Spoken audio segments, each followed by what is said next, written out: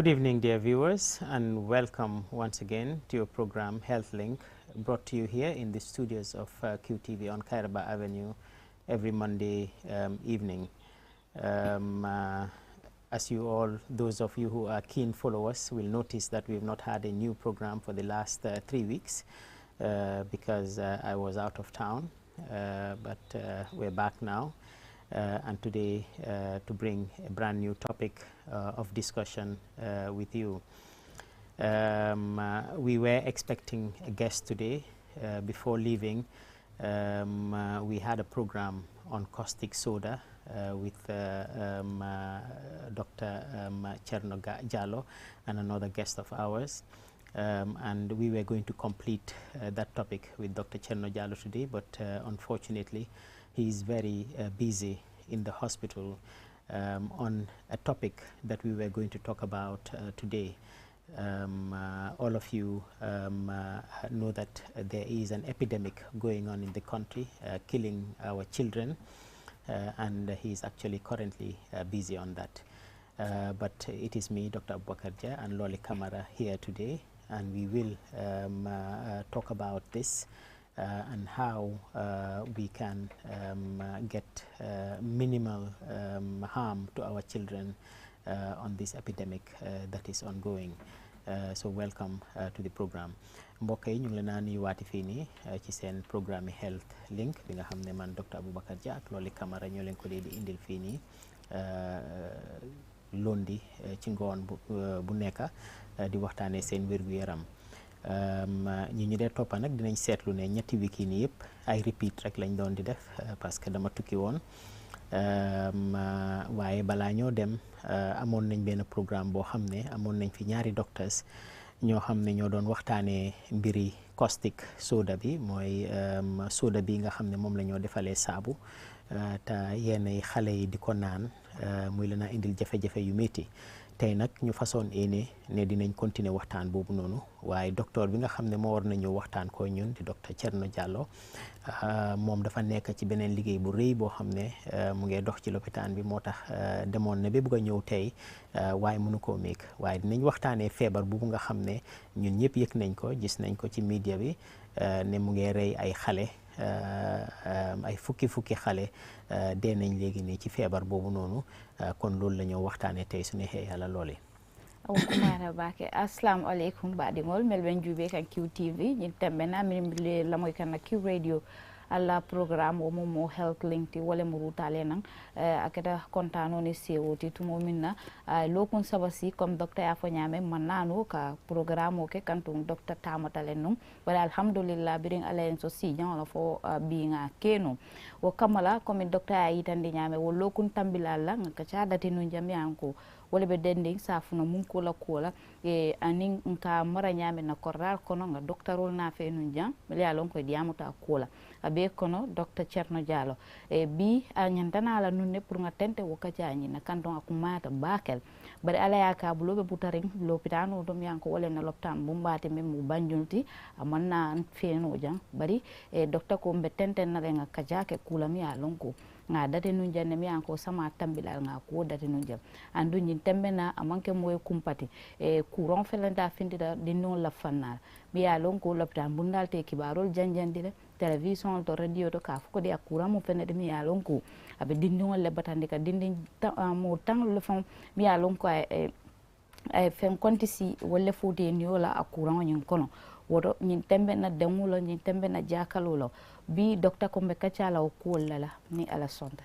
Thank you very much, Loli.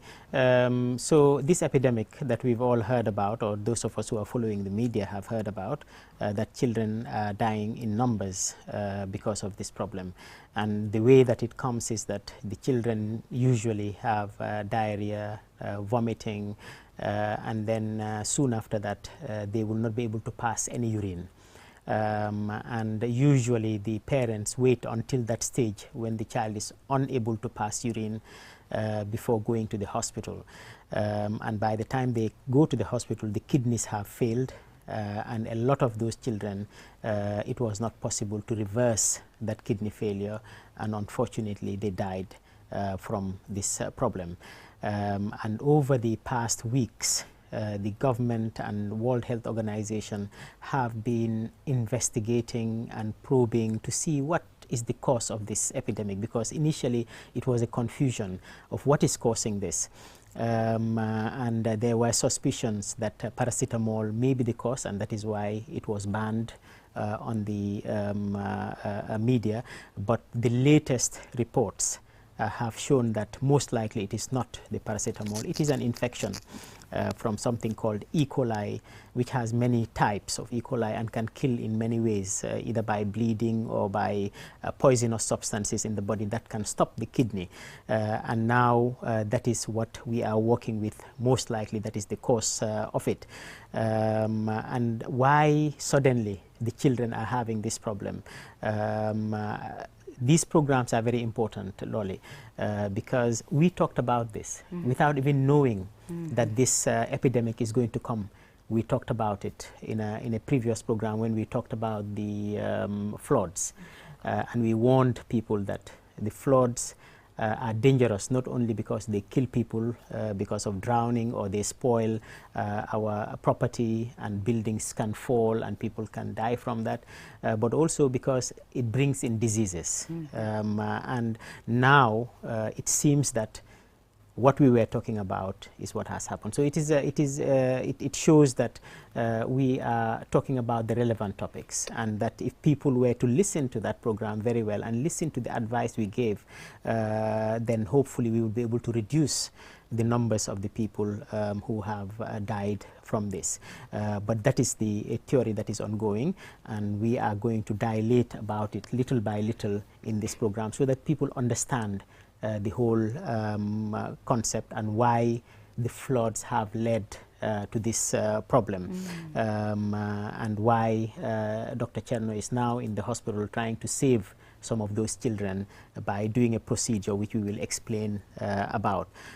Mbokk yi comme niñ ko waxee rek ba am na feebar boo xam ne mu ngi dox léegi nii ci askan bi di rey suñu xale yi.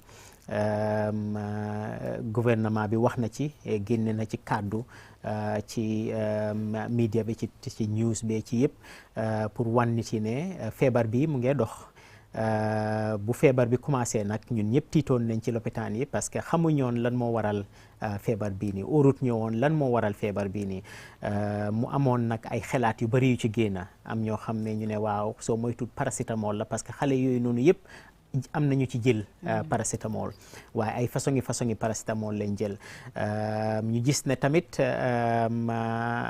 ñu gëstu ko, buñ ko gëstoo nag bu baax a baax luñ gis mooy ne jàngoro la boo xam ne si ndox bi la ñëw, xale yi lekk ko wala naan ko, mu jox leen jàngoro bii nii.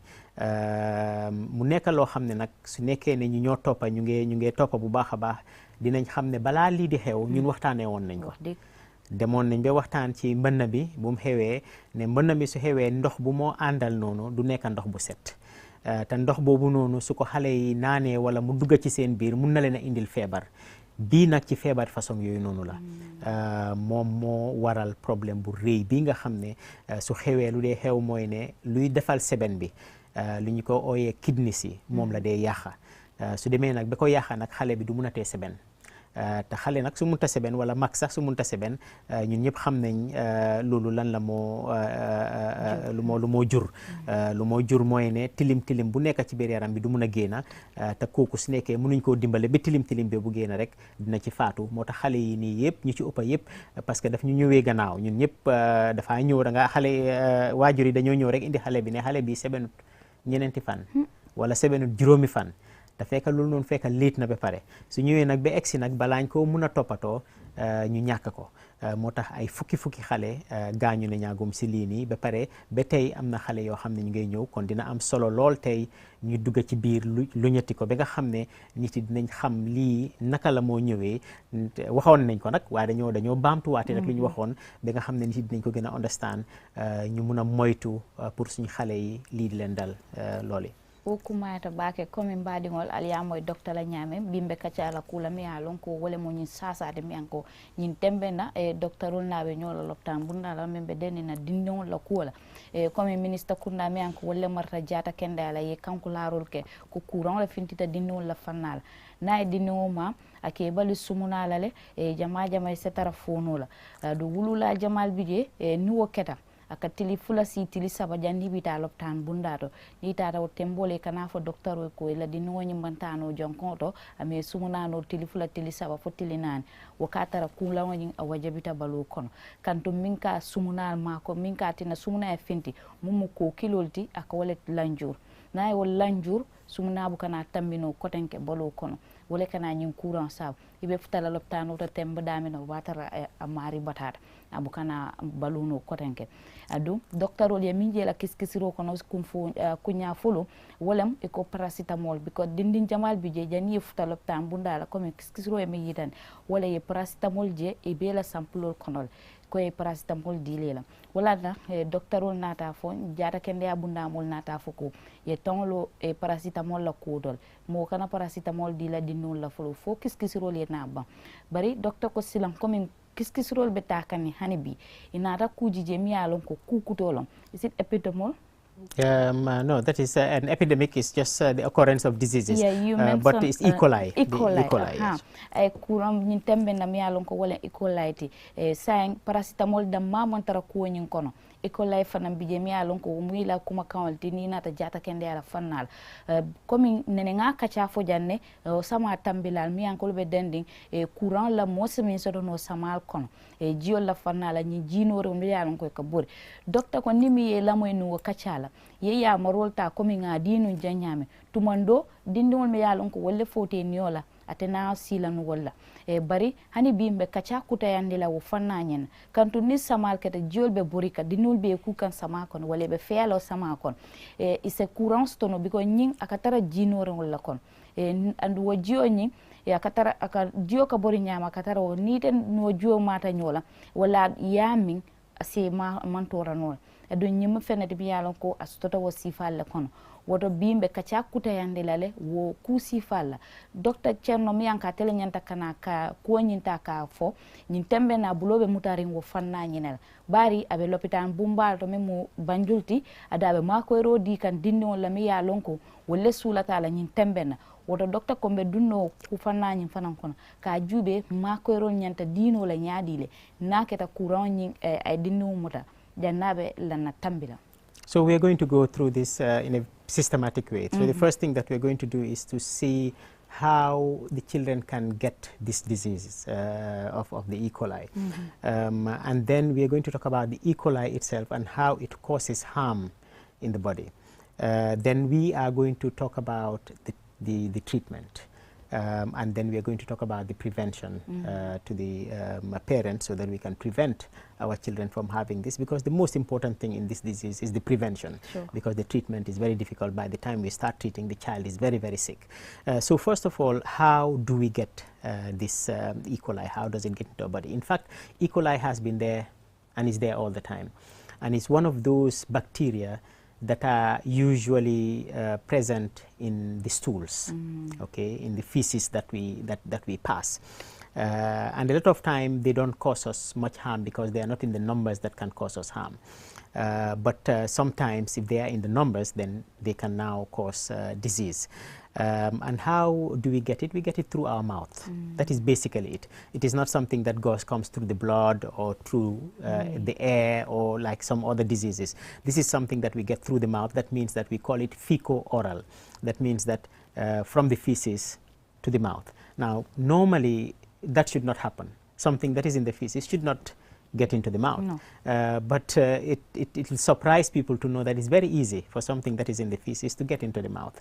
And we want to know how that happens. If you remember the program when we talked about this thing, we talked about the water, that the water passes through very dirty areas and it washes away that dirt and those bacteria and takes them into clean areas where people are. And children play in these waters. And we did even explain that some of us, our behaviors are not very good, because some people will just go behind a building that is being built. It is not a proper toilet. It is just on the surface of the sand, and they pass stool there and they get out. And when that water comes, it washes that stool away, and it goes into a puddle where children will come and play, and this type of thing will happen. So that is one way, and that is why in floods always you can have these diseases that can happen. And even though we talked about it when this disease first started happening, we did not think quickly about that. But the final analysis are now beginning to show that that is actually the problem. So that is one way in which, because water is very powerful, water moves from place to another place. When the water is moving, you cannot stop it. No. There's nothing that can stop it. Even you know, it can break buildings. It can break the biggest thing in this world, because water is really a very strong thing, and it goes through holes. It goes anywhere. So that is one way that we can get it. The other way that we can get it, and that's why we talked about hand washing, is improper washing of hands. And how does that happen? People may go to the toilet, use the toilet, wash themselves, and they don't wash their hands properly. And therefore, we have to encourage people that when they're washing their hands after going to the toilet, they must wash their hands properly with soap and water. Okay, it's just not just quick, just touch the water and then you're gone, and you think the bacteria is gone. The bacteria has not gone. You have to wash your hands properly. Now, let us say you are clean. You're washing your hand. You washed your hand after going to the toilet, and then you go and touch a door. That door was touched by somebody who did not wash his hand properly, because those bacteria are very small. I can have millions of bacteria in my hand now and it look clean.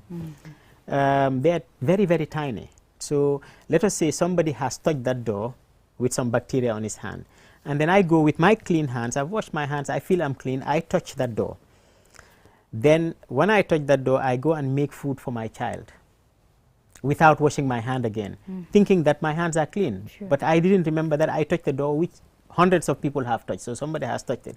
And I go and make that food for the child. And because that door was touched by somebody who did not clean himself properly and transferred the bacteria on that door, and I go and touch it, I think I am clean, and then I go and make food for my child, that child can get the disease. It's as simple as that. It's very simple for people to get these things. And therefore, what we need to do is to really wash our hands all the time. Sure. So when and the children also, we should encourage them to wash their hands. We said it in our program here last time, that we should tell the children that when they go out of the house and come in, let them wash their hands. When they go to the toilet and come, let them wash their hands.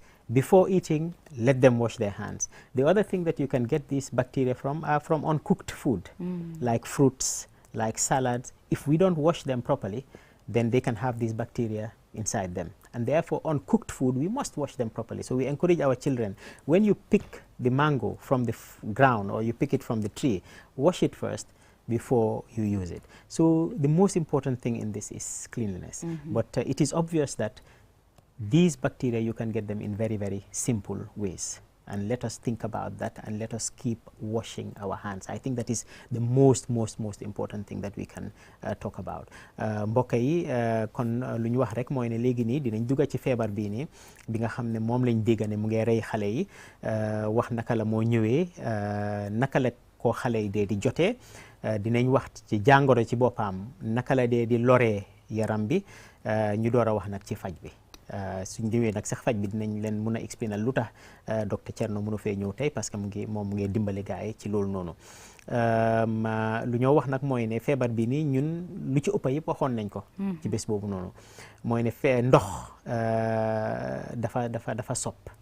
Ndox moom fu mu bugg a dugga moom dina fa pour tere ko mu dugga fa yombut. waaw ndox moom suy commencé di yëngatu moom pour tere ko mu dem place du mun a ñàkk loolu noonu. ñu wax ne nag ndox bi nga xam ne moom la mbënn mi dee indi dafa ànd ak tilim, parce que fu nekk la dee jógee, fu moo jógee ñëw ci yeneen place kenn xamut fan la jógee, kenn xamut ndox boobu fan la jaar. ndox mi nag dafay jaar place yu bëri. waxoon nañ fii nii ne ñun am na ci yu bëri ñoo xam ne suñ façon yi wanak yu ñu am nekkut wanak yu baax yoo xam ne ndox su ñëwee du mun a ànd ak moom dem. am na ñoo xam ne tamit lu yàlla xam doy na, mooy dem ba ci place rek foo xam ne léegi nii foofu du wanak bu correct du dara, mu ci kaw suuf si la nga laaxu rek dem foofu noonu génn fa tànka soo defee loolu luy xew mooy ne ndox mi su ñëwee daf koo raxas yóbbu ko nag feneen foo xam ne xëj na xale yaa ngi cee fo xëj na mu ngay dugga ci place boo xam ne ay lekkaang fa ak yooyu noonu yëpp jàngoro yooyu nag dugga foofu noonu commencé def loraange nga xam ne moom la moo lore loolu nag waxoon nañ ko fii nii ci programme ba li na passé ne lii mun naa xew kon ñu ñaaxoon nit yi na ne nit yi war nañ di raxas seen loxo war nañ di moytuloo xale yi pour di fosi ndox yi parce que ndox yi nii setut mag yi tamit su nekkee ñu ngee tooga ñu make sure ne raxas nañ seen loxo yi parce que jàngoro nu moo duggee ci yaram ñu bëri duñ ko dee xalaat parce que doomi jàngoro yi dañ tuuti ba nga xam ne doo ko mën a gis léegi mënoon naa am ay millions ci doomi jàngoro yi ci suma loxo bii nii rek ay millions waxuma la ay junni de ay millions te duma ci gis dara suma loxo baa ngi niroo ni mu ngi set loolu naka la moo mën a xewee dama leen naa jox misaal rek mooy ne léegi nii man su nekkee ne man ku set laa maa ngi raxas suma loxo lu ma war a def yëpp maa ngi koo def ma ñëw léegi nii kenn ñëw ubbi benn bunta te fekk maa ngi set suma loxo ngi set su ma demee wanag damaa raxas suma loxo saaboo yëpp ba mu set ma ñëw kooku nag defut loolu ñëw téye bunta bi ubbi bunta bi man ma ñëw ak suma loxo bu set ma téye bunta bi ubbi bunta bi maa ngi yaakaar ne man maa ngi set ma ñëw defalal suma xale lekka boo xam ne ci suma loxo boobu noonu raxasatuma suma loxo bi bu ma ñëwee parce que maa ngi yaakaar ne suma loxo ngi set ma defal xale bi lekka su ma ko defalee lekka te raxasuma suma loxo bi kon luy xew mooy ne lekka boobu dina am jàngoro jooju noonu su ko xale bi lekkee nag mun a am problème bi beneen yoon bu ko xale yi di mun a amee mooy raamantu su ñoo raam ni jël dara dugal seen gémmiñ loolu noonu te su nekkoon ne ndoxi bënn bi dem na boor yooyu noonu loolu noonu mun naa ànd ak jàngoro boobu noonu yoon yoo ko mun a amee dafa yomba ba nga xam ne lu gën a óor ci feebar bii nii yëpp benn mooy raxas sa loxo foo tollu del raxas sa loxo bul foog ne sa loxo ngi set rek soo demoon ci biti génna ñëw sa kër raxasal sa loxo balaa ngaa tooga soo fogoon ne sa loxo baa ngi set man laaluma dara déedéet raxasal sa loxo lekka yi nga xam ne duñ ko dee tooga safara du ko dee laal comme ay salade ay fruits yi nii soo ko lekka nga raxas bem set wécc am na ñoo xam ne sax dañ koo raxas ak saabu bem set wécc ba pare door koo layandi door koo mun a jox nit yi ñu lekka parce que yooyu noonu yëpp mun naa am jàngoro ji te jàngoro yi dañ tuuti ba nga xam ne doo ko mën a gis kon yii mooy ni nga xam ne moom la feebar bi dee mun a ñëwee dugga si nit xam naa nag waxagum nañ léegi nii sax si naka lañ ko teree kon balaa ñoo tëj loolu noonu rek ma yokka ci beneen rek mooy man dama foog ne léegi nii feek mbënn bi mu ngee dox feek taw baa ngee bëri nu mu bëree nii man dama foog ne ñu bëri ñoo xam ne seen ndox óoluwuñ ko mag yi xëj na su leen neexee mun nañu naan ndox noonu rek waaye xale yi balaa nga leen a jox ndox nga baxal ndox bi ba mu bax bàyyi ko ba mu seeda nga door leen a jox ndox boobu noonu buñ naan ndox noonu rek parce que ndox mi xamuñ naka la mel te xale yi nu mu leen a réyee léegi bëri na de ñu ngi am problème bu rëy rëy léegi nii ci lopitaan bi si xale yi nga xam ne ñu ngay ñëwee feebar boobu noonu xam naa nag wax bi bëri na tuuti waaye dinañ jéem rek nga wax ko ci mandinka ñu door a continuer bitim benn kata kuwo kelale ka seyin kan comme mbaɗiŋo alal yamoye ñaamen docteur e courant ñinna mo sa soto no ñaadile surtout dindiŋol i seefan tankandino ñaadile ñin courant ñinna folo comme nga ya yitandi ñame ako jinori mi yalon ko wolle ka borinan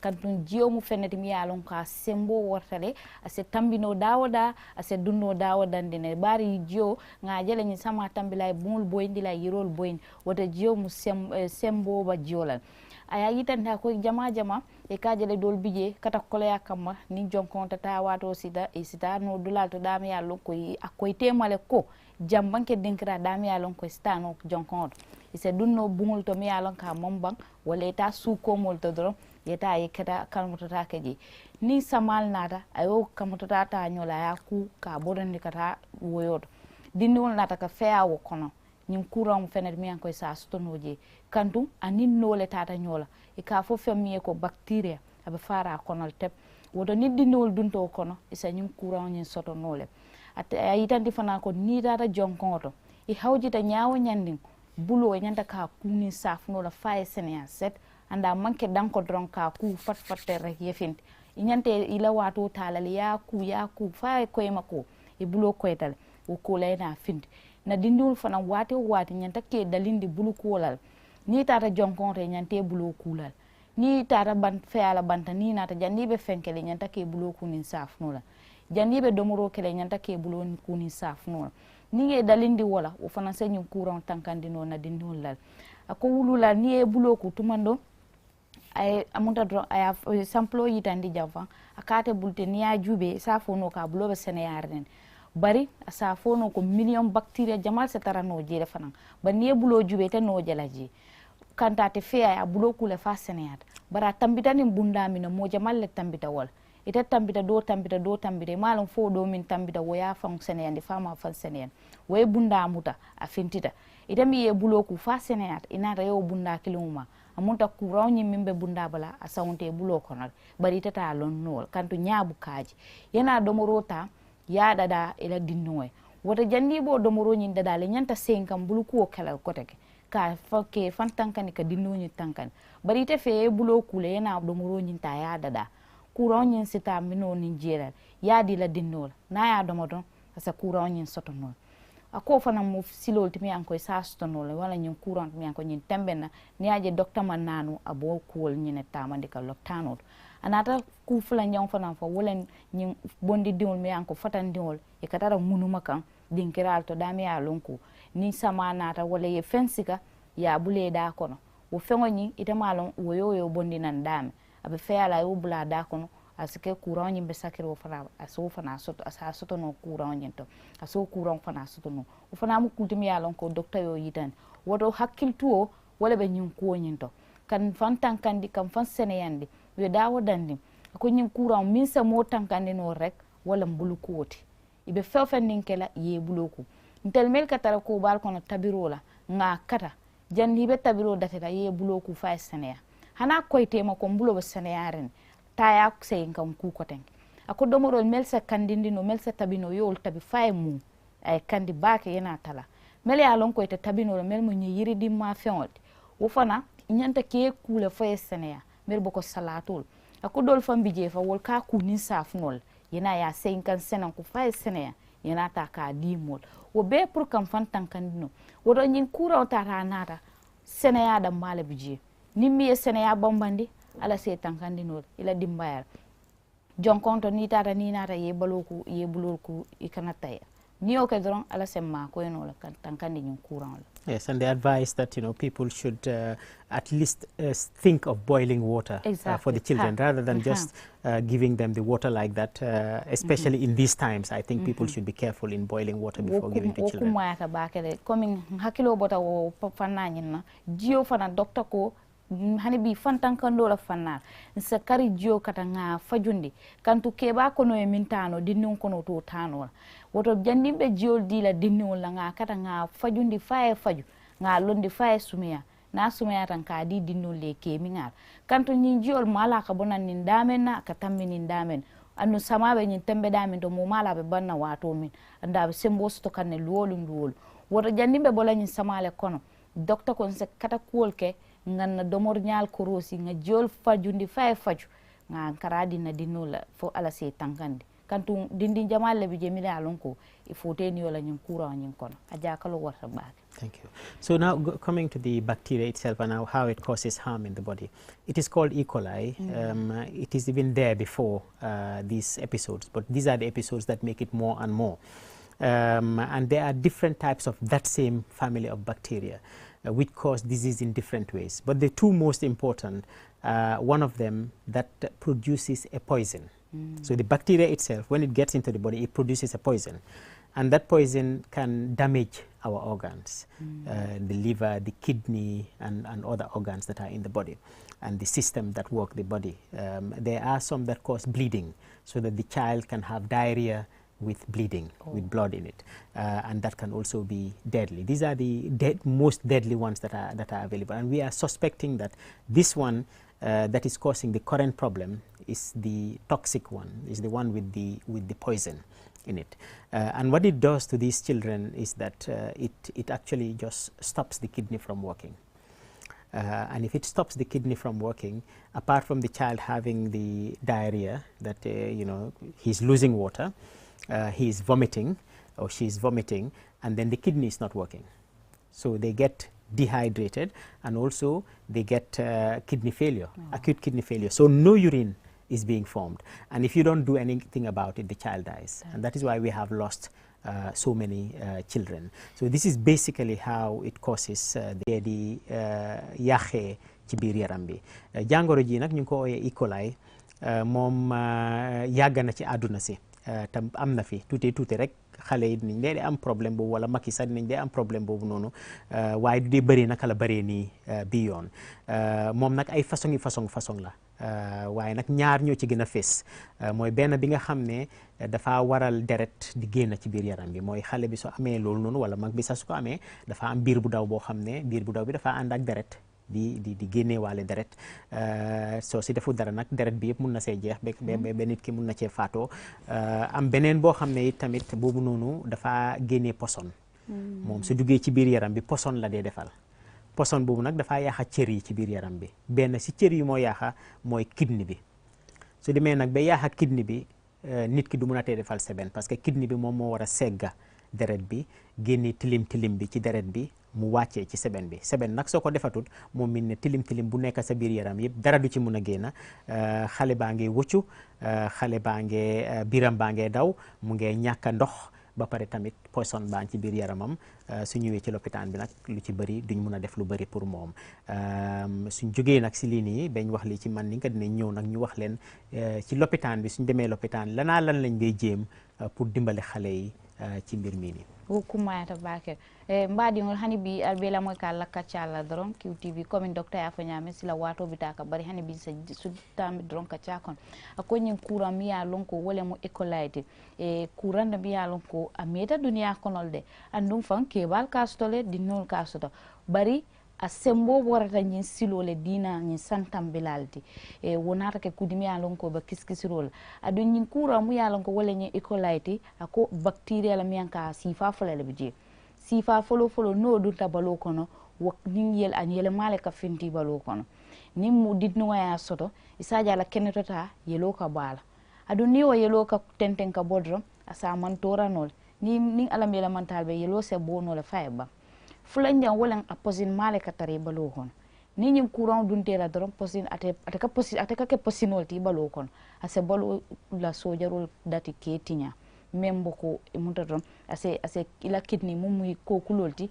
ase balandi andon sumuna woka sumuna le ta ka fintindi no min ka tara balo kona ko le ta ka dada ka ke finti sumunade ni wo man na ke ko ten doron ma sibo ka kel o mu kultimi ya lonko lanjuro ñin kuran ko sabu e comme docteur afanyama ko ning boto ninga ñim fanna flor kaja mina folale silam italla jaral bundato ibe ma de maro di kan nyaadi le miyan ko be dandi ñin kuran lam iba jara kan nyaadi le ani asina ya maro di pour mo la mel ya lonko wollem wululaldi mel be korral kono dintiol mbem fammuna mbem famma ko no la nyaadi pour kana dimbayal kanande ñin kuran ñin. Okay, so what we will do now is that we're going to talk about the treatment, what we try to do in the hospital, and once we do that we're going to open the line, and then after that we're going to try to talk about some of the advice that we give people so that we avoid having this problem.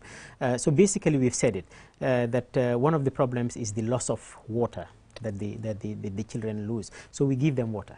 We put a line in, intravenous line, and we try to replace the fluid that they're losing and give them enough fluid so that the kidney can kickstart again and start doing the sieving the blood and cleaning the blood. And we also give them antibiotics to try to kill the bacteria that are causing the problem. And we also try to replace the work of the kidney. In fact, that is what Dr.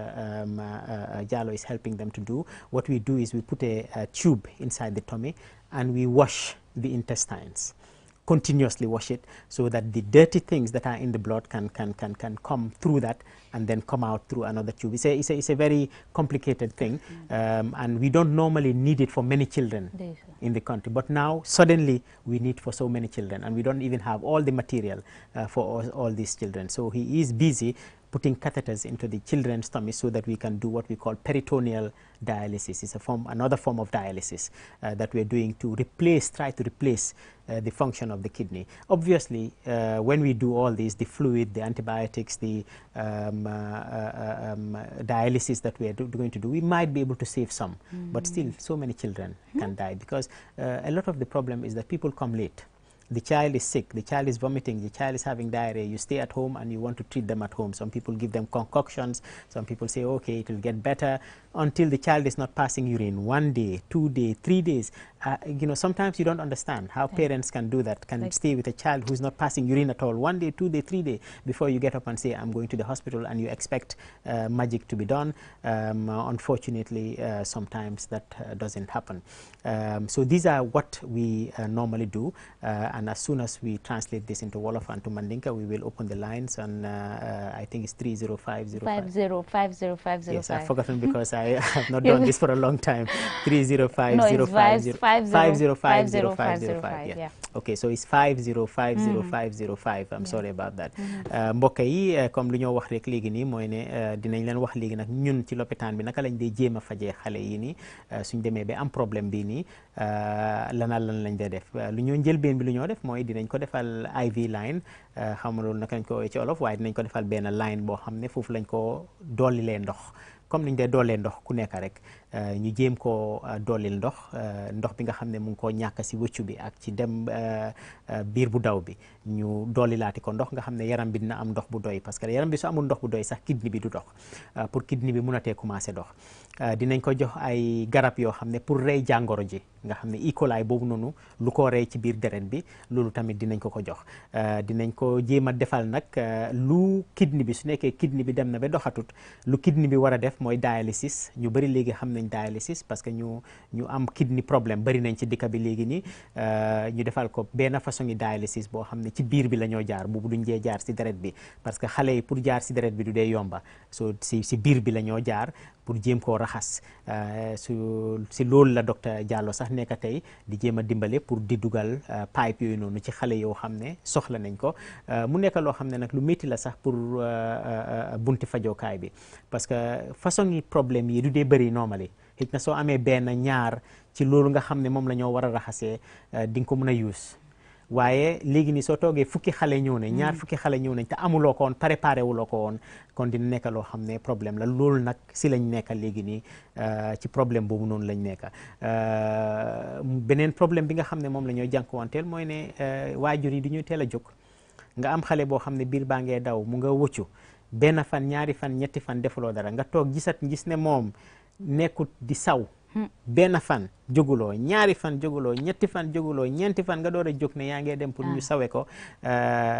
Docteur yi nag moom nekkuñ ay njaberkat, lu ñoo mun a def rek mooy jéem luñ mun, comme lu ma wax nii, doolil ko ndox, jéem a rey jàngoro ji, jéem koo defal nag lu kidney bi war a defal nga defal ko.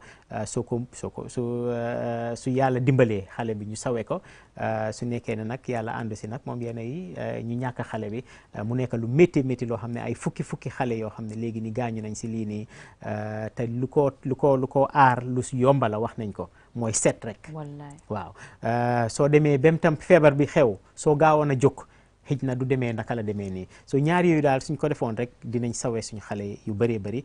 Suñ demee nag léegi dinañ ubbi line ni ci 5050505 képp koo xam ne mun naa duga mu duga, ñu bàyyi loolu mu waxtaan ak suñu mbokki mandinka yi.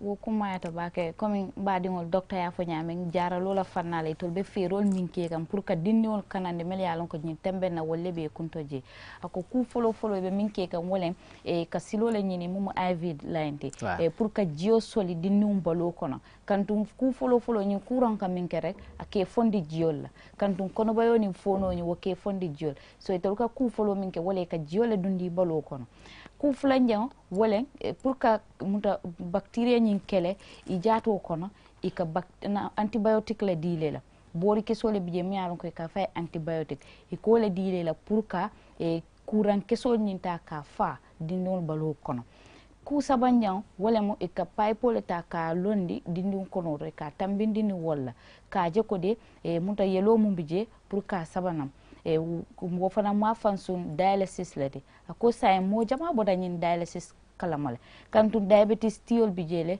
e ka wala jararo ke saintenti so saying e Dr. Jallow bole kekan di nole lopitano jindo wala fon ya sabo mannano andum akon jaral bunda do fanata ke kole ya kolti Loli, you'll just give us, let us get this caller. Hello, caller. Wa alaikum assalam wa rahmatullah. Ya Allah ka jabe important ba. Abaraka to do ani be kililo rabintole. Ndo Suleiman da me ko la bundo abaraka. Suleiman bismillah. Jama dinu lo ko ka musole bu soka. Ko ma don bul ko ni program. Ha. Sa ni ga dinu take ya program bul ko. Ba ale mo ga fi amena ko bu ke bul ko ko non to ka fa mo de dinu bul dinu take ya to ke bul ko ba na fe da banda ale mo ga fi ran ke bul ko so mo ko la di society ni kono.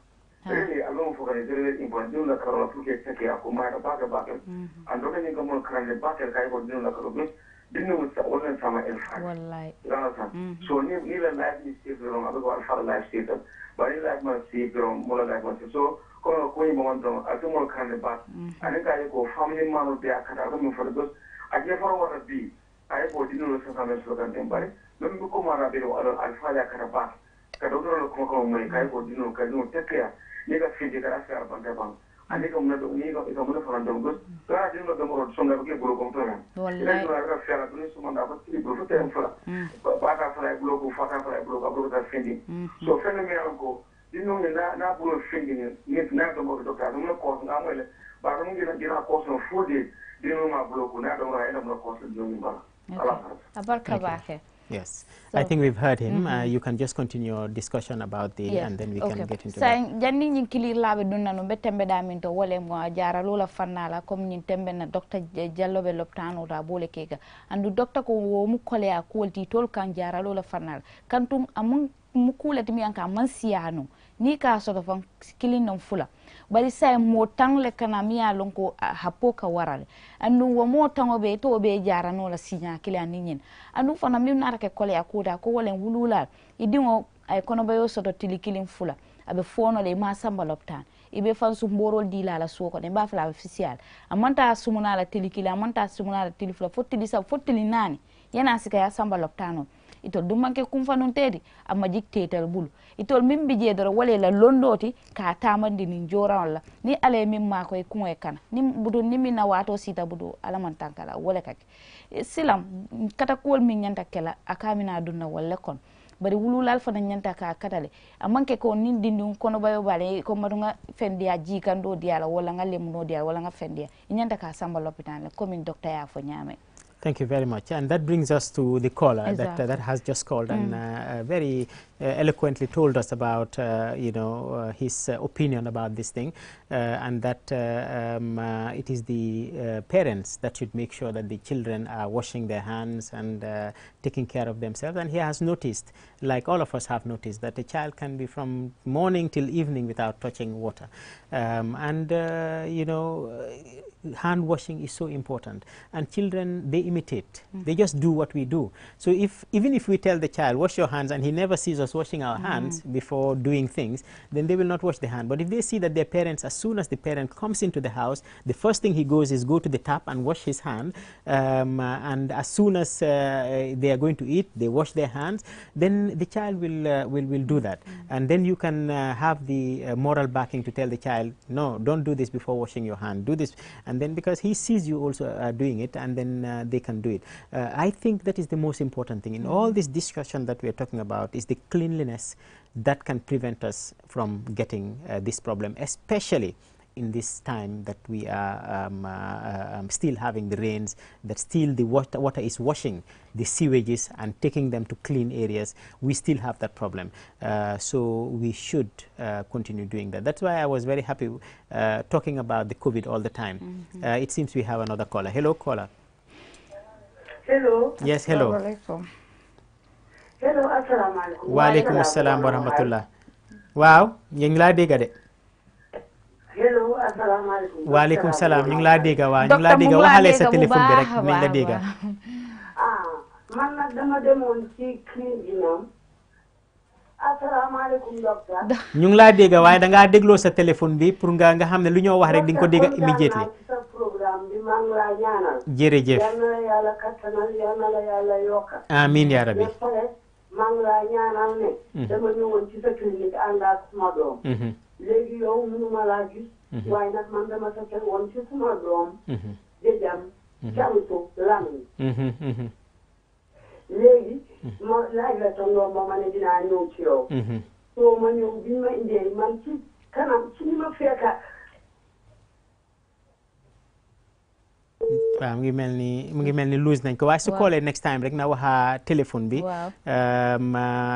ñu jéem a waxtaan ci topic bi nga xam ne moom la ñoo waxtaanee tey mooy topic bi nga xam ne xale yi nga xam ne ñoo feebar léegi nii ñi ñoo jéem a toppatoo ñu wax a ñoom den su nekkee ne mbir la moo xam ne ci lopitaan bi la moom da ngaa kool lopitaan bi rek ñoom dinañ la booleek man den dinañ gën a mun a waxtaan foog naa ne noonu lañ ko defee waaye yow mun ngaa continuer luñ doon wax rek léegi nii mooy kooku nga xam ne kooloon na léegi nii di wax ci kàllaama Mandinka ne moom ci boppam ànd na ak lu ñoo wax parce que mu ngi koo gis moom ci boppam wane na ne waajur yi ñoom ñoo dee di toppatoo xale yi te xale yi lu waajur yi def moom la ñoo gis te ñun ñoo war a guide xale yi ne xale yi dañ dee toog bés bi ba bés bi jeex nga gis xale bi dem na foyi fii dem na fole ak loxoom bu tilim boobu la moo dem jëli lekka mango wala lekka nangam ak nangam yooyu noonu yëpp mu wax na ko mu ngi mel ne am nañ beneen caller hello caller.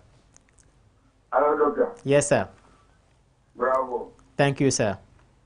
Who's speaking and from where? So Amin ya Rabbi. Amin, amin. If we can have a doctor like you who can sit in that doctor and announce what you're supposed to do, and that will help us. Family people. Thank you.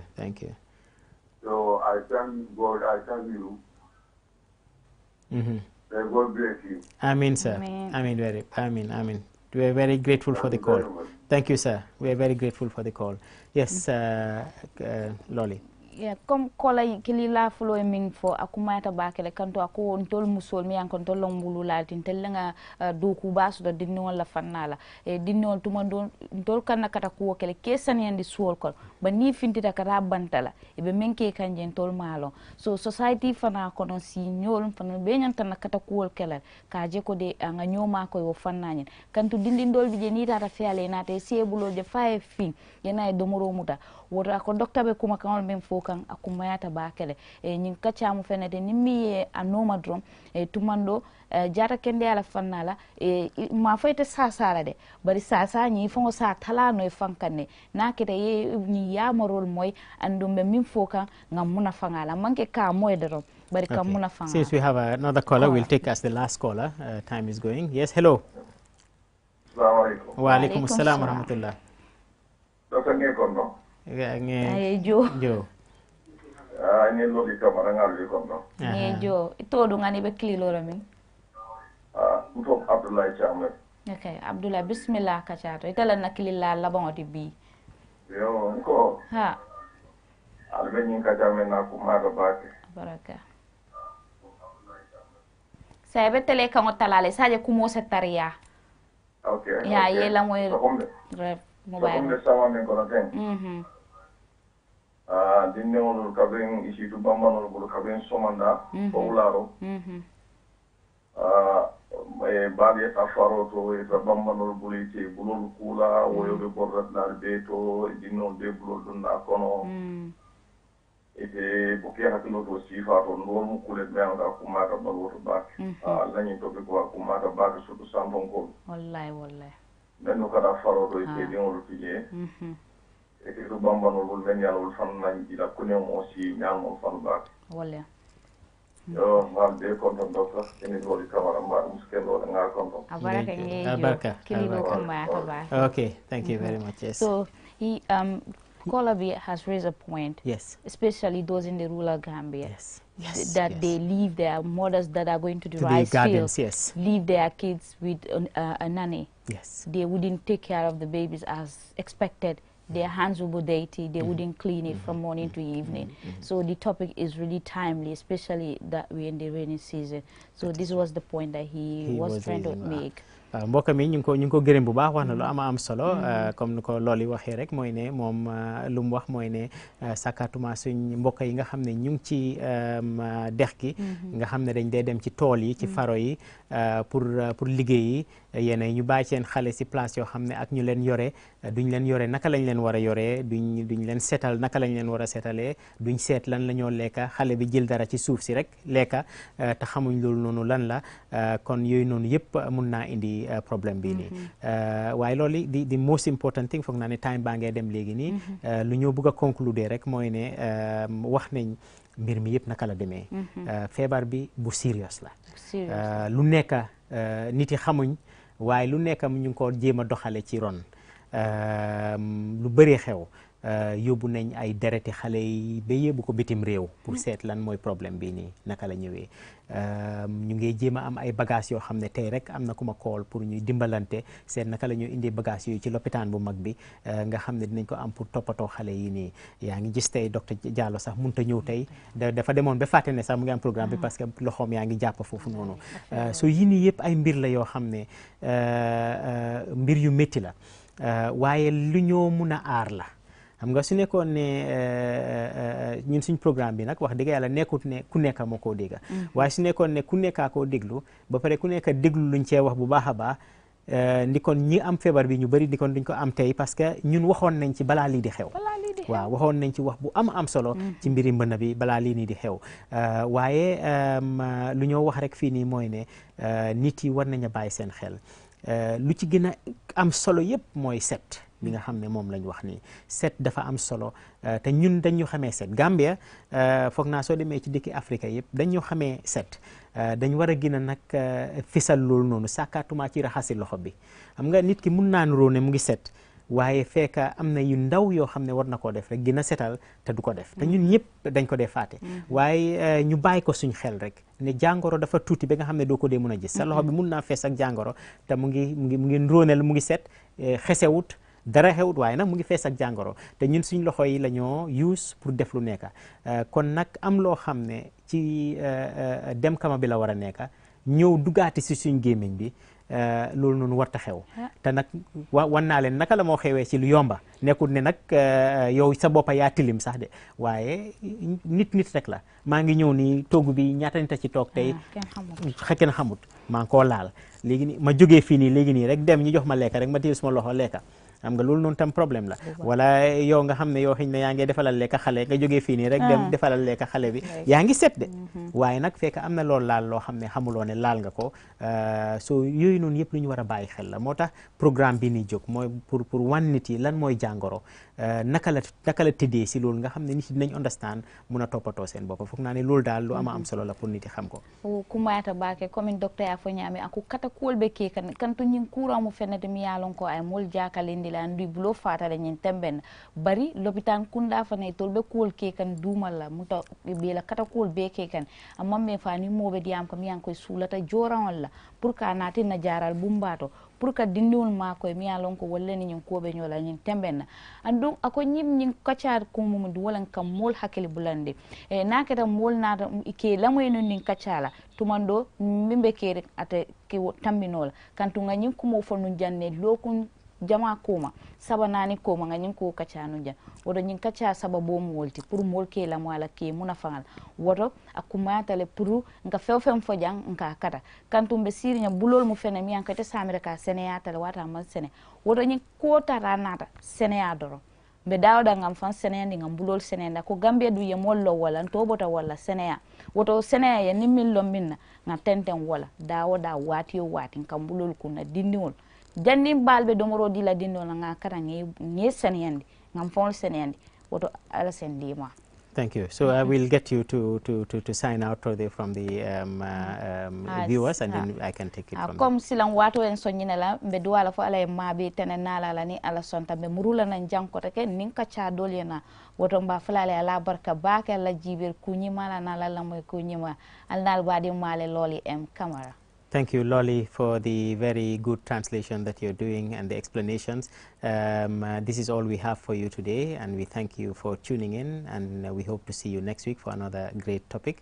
mbokk yi ñu ngi gërëm Lolly di leen gërëm yéen ñëpp tamit ci déglu bi nga xam ne yéen a ngi ko déglu ak képp koo xam ne call na fii nii call yi am nañ solo lool nit yi wax nañ fi lu am solo loo xam ne xëj na ñun di kon duñ ko wax kon ñu ngi gërëm ñëpp ñoo xam ne call nañ di leen gërëm ci déglu bi di leen dig fii ba beneen yoon ñu ñëwaati waxataan ak yéen ci beneen topic boo xam ne bu am solo la jërë ngeen jëf